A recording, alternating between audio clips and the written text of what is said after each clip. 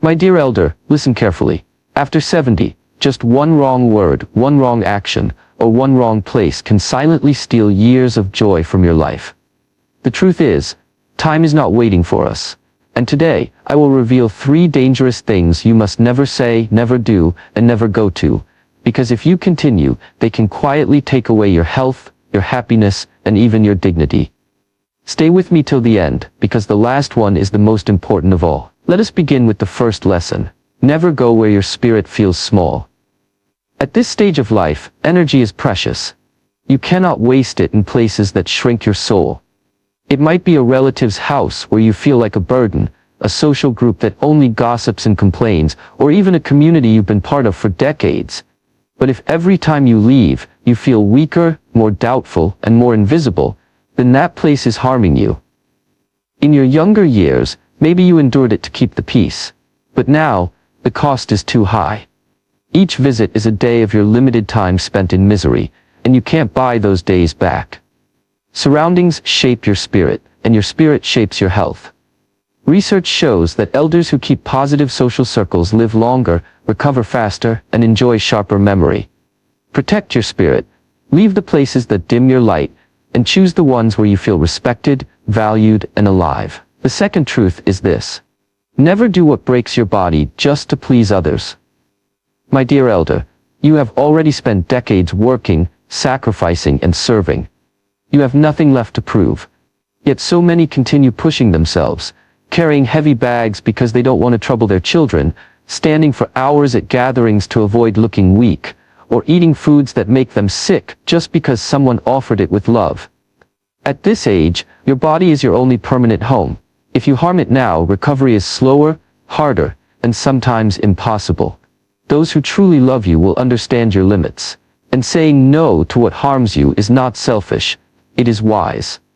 Every no you speak is a yes to more mornings without pain, more laughter with family, and more independence. You are not a burden for protecting your health. You are honoring the life you've been given. And finally, the most powerful of all, never say words that close your own doors to life. At 70 and beyond, words are not just sounds, they are commands to your body and soul. When you say, "I'm too old for that," your brain begins to shut down. When you whisper, "It's too late for me," your heart stops dreaming. And when you tell yourself, "I can't," your body stops trying. The most dangerous prison is built with your own words. I have seen elders in their 80s and 90s travel, learn painting, use new technology, and start hobbies, not because they had more energy than others, but because they refused to close the door with negative words. Instead of saying, "I can't," try, "I'm willing to learn." Instead of, "It's too late," say, "My best days may still be ahead." Even science agrees. Optimism improves immunity, protects the heart, and extends life. Every word you speak is a seed. Choose to plant flowers, not weeds. Let me share a short story. A few years ago, I met Margaret, an 82-year-old woman. Every week she went to the same group of friends, but the talk was always negative. Who was sick, who had failed, who was disappointing. She left feeling smaller each time. One day she stopped going. Instead, she joined a beginner's painting class. On her first day she whispered, "I'm too old for this." But the teacher smiled and said, "You're just in time." 3 years later, Margaret's paintings hang in her local library. She told me, "I wish I had left that old group 20 years ago." My dear elder, you don't need 20 years to make a change. You only need today. So now I ask you, which of these 3 will you start with? Will you leave the places where your spirit feels small? Will you stop doing things that break your body? Or will you begin speaking words that give you life instead of taking it away? Tell me in the comments below. I read every single one.